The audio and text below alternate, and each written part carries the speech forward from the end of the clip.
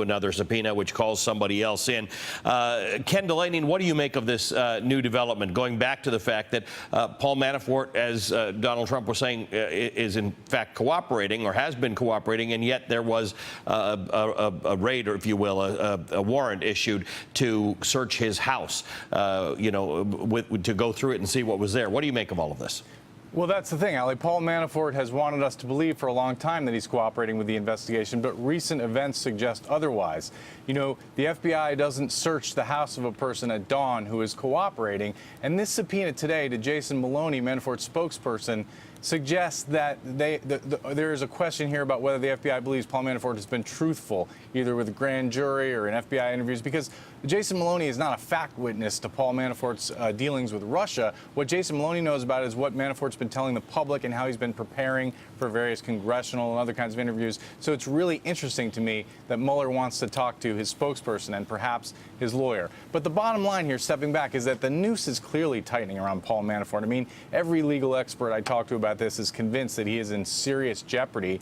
And they're also convinced that the game plan here by Mueller is to squeeze him, ultimately to get him to testify about what he knows about Donald Trump's dealings with Russia and whether the Trump campaign colluded with the Russian effort to interfere in the election, Ali. So, Kerry, there are investigations into Manafort, into Flynn, into Jared Kushner, into Donald Trump Jr., and there are some who think the pardon of Joe Arpaio might have been a trial balloon or a message to those who are subject to some investigation to say, I'll pardon you if anything goes wrong. Now, Ari Melber, our chief legal analyst and the host of The Beat here on MSNBC, has published an article with his team tonight saying presidential pardons might not end Russia prosecutions. And my read of that article is that there are always the possibility of state-level prosecutions, which generally defer to a federal prosecution if it's on the same matter. That's right. I mean, there certainly is a theoretical legal possibility that down the road there could be state or local prosecutions. But so I think as a legal technical matter, that's correct. But I don't think that that's where, as a country, we're going to see this Russia investigation go. The investigation into whether there was Russian influence on the election and what the extent, if there was any, of the Trump campaign colluding with them was. What the Arpaio pardon shows is that the president is willing to use the power of his office to do political favors. And that's what that pardon shows. And what's even more significant, I think, than the pardon, or equally significant, is what was reported that the president did this spring, which was that he asked the attorney general to quash the investigation and the prosecution of Arpaio.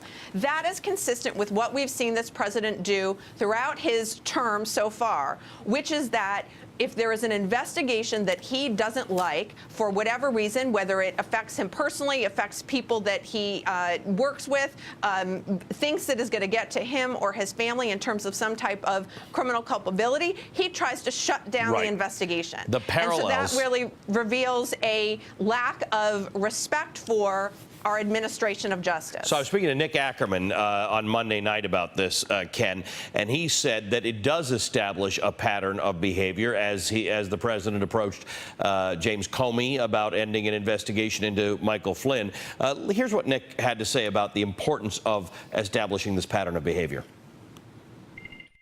When you're a prosecutor and you're trying to show somebody's motive, their intent, whether or not they're engaged in a pattern of activity, you try and put all of this together so that the jury has before it the entire picture. What you have here is an entire picture of deception and lying from day one, where Donald Trump has denied any business interests in Russia. So, Kerry, Ken, let me start with you, Kerry. Nick's point is that this becomes material. The idea that we know this discussion happened with James Comey, and now we know this discussion happened with Jeff Sessions about Joe Arpaio, becomes material when trying to establish that there's a pattern of behavior that you just articulated, Kerry, that Donald Trump has, and that may be legally important down the road.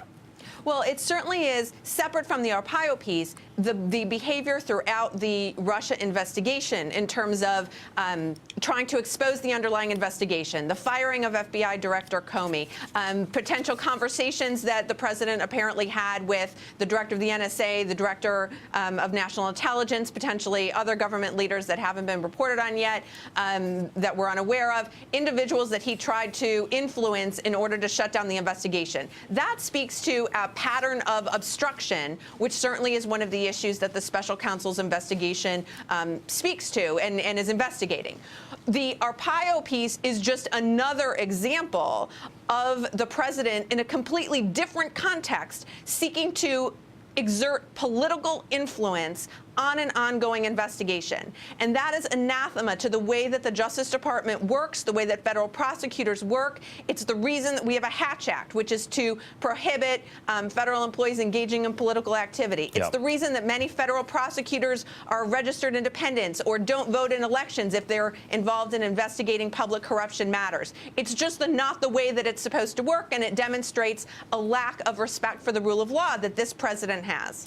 Ken, the Mueller investigation's not out of the woods on its own yet. A Florida representative named Ron DeSantis has filed legislation to cap the duration of the special counsel's probe and limit its scope, saying the order to appoint Robert Mueller, quote, practically invites a fishing expedition.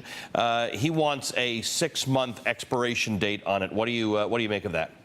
Well, I have heard concerns among some Republicans about the broad nature of the Mueller investigation. I mean, clearly, Mueller is going after this case like he's prosecuting the Gambino crime family, no holds barred.